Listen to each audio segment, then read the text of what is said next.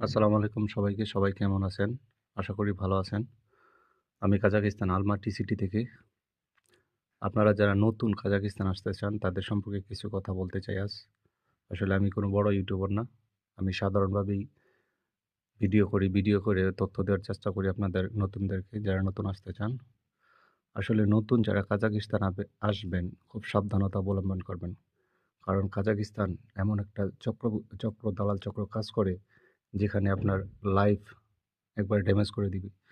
খুব সাবধান কাজাকিস্তান যারা আসবেন, নিজস্ব লোক যদি থাকে তারা আসতে পারেন। দালাল ধরে কাজাকিস্তান বিজনেস ভিসায় এসে সফলতা কোনোভাবেই অর্জন করতে পারবেন না।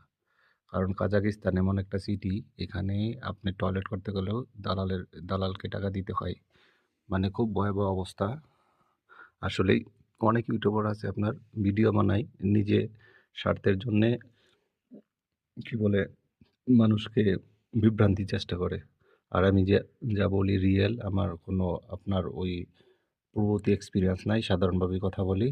আসলে এত কথা বলতে পারি না ইউটিউবে সাজিয়ে গুছিয়ে। আহ, আপনারা, আমি আবারও বলি, যারা নতুন আসবেন, যদি আপনার নিজস্ব আত্মীয় স্বজন থাকে বিজনেস বিষয়ে আসতে পারেন।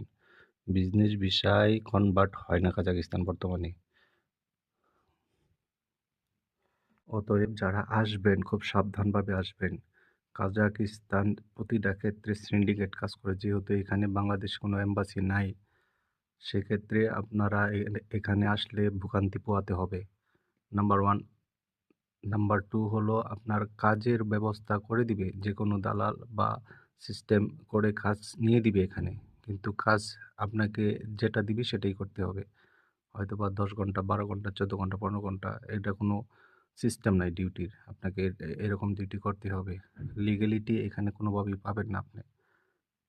ঠিক আছে? এরপরে আপনার ওই থাকা খানার যে অবস্থা কাজাকিস্তানে, আসলে আমার এক্সপিরিয়েন্সে খুবই ভয়াবহ। ঠিক আছে? আপনারা যারা আসবেন ভেবে চিন্তা করে আসবেন। কাজাকিস্তান এসে আপনার আপনার এবং আপনার পরিবারের এই টেনশনে ফেলাইবেন না। আমি আবারও বলছি, কাজাকিস্তান আসার আগে 100% চিন্তা ভাবনা করে আসবেন।